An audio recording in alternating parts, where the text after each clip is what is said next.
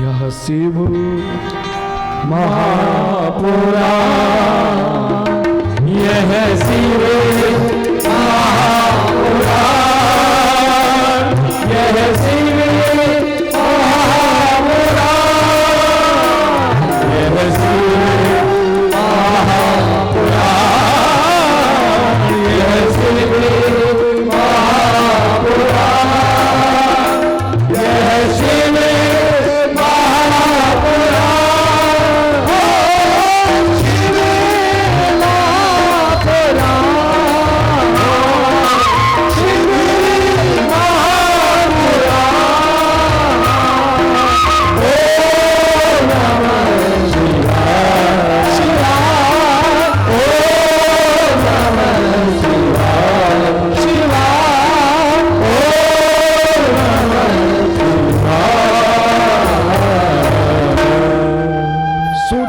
ऋषियों, शिव महापुराण में 24,000 श्लोक है।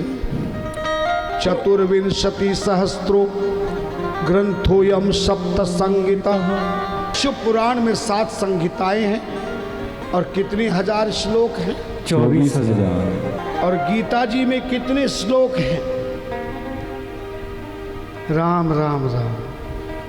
कभी गीता देखी नहीं तो कहां बता पाओ, है ना? तुम्हें मोबाइल से फुर्सत नहीं मिलती।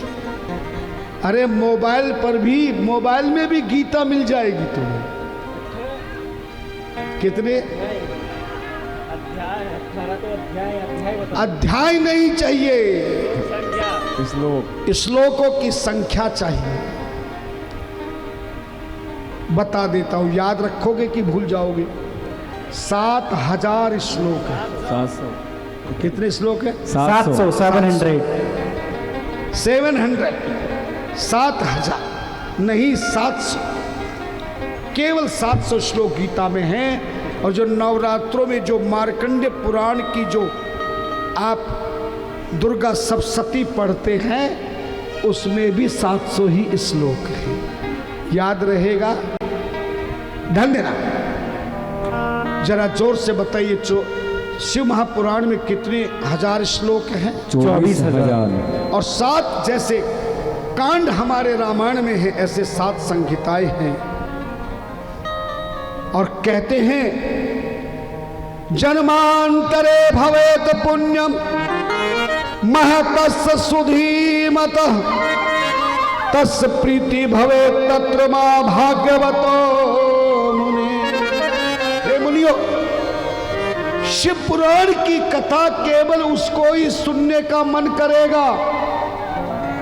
वही स्त्री पुरुष, बेटा बेटी, बहू सास, पति पत्नी कथा के पंडाल में सुनने आएगा, जिसके कई जन्मों के पुण्य उदय हो गए। वरना तो कथा में आएगा नहीं, आएगा तो बीच में उठ के भाग जाएगा। और जो इस कथा को सुनता है, राजसूये नियत पुण्यम अग्निष्टोम सतेन च।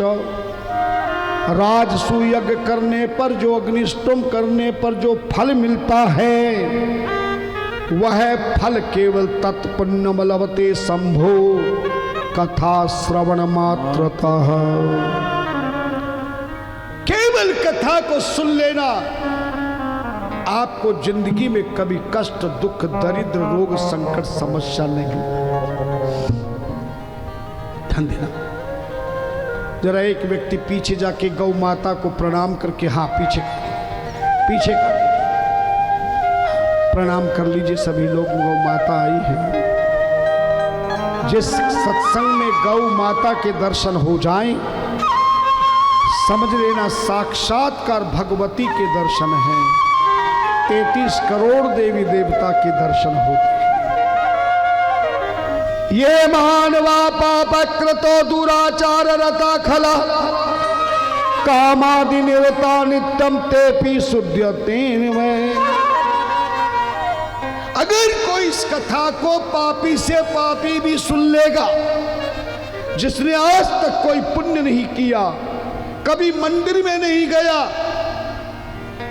कभी तीर्थ में नहीं गया, कभी हाथों से दान नहीं किया, कभी पूजा पाठ जब तब यज्ञ हवन अनुष्ठान नहीं किया, गंदी आदत में पड़ा हुआ है। पर वो पापी से पापी भी अगर शिव महापुराण के 7 दिन की इस कथा को सुन लेगा तो वह भी भोलेनाथ का परम भक्त हो जाएगा।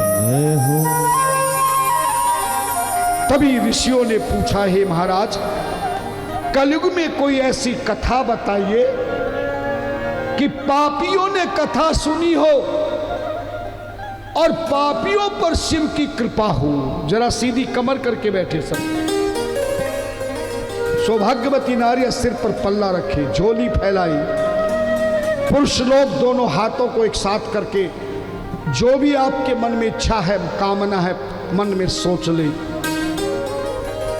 ऋषियों ने पूछा है कि कलयुग में कौन कौन से पापियों ने कथा सुनी और उनको क्या फल मिला, आप हमें वो दोनों कथा सुनाइए। शिव पुराण की परम प्रसंगित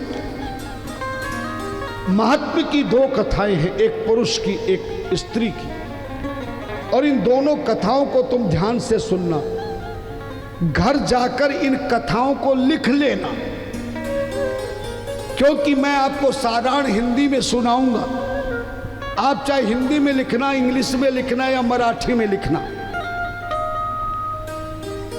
क्योंकि कभी भी जीवन में आपके घर में ईश्वर ना करे संकट आ जाए, मन घबरा जाए, कोई साथ ना दे पाए, चारों ओर अंधेरा छा जाए, तो मेरी बात को याद रखना, सीधे अपने पास में पड़ोस में जो भी शिव जी का मंदिर है वहां चले जाना, शिव जी को 1 लोटा जल का चढ़ा देना, उत्तर दिशा की ओर मुख करके इन दोनों कथाओं में से कोई एक कथा शिव जी को सुना देना। देखना, इस कथा को सुनते ही भोलेनाथ का चमत्कार होगा, तुम्हारे दोनों हाथों का नमस्कार होगा, कष्टों से बेड़ा पार होगा, जीवन का उद्धार होगा।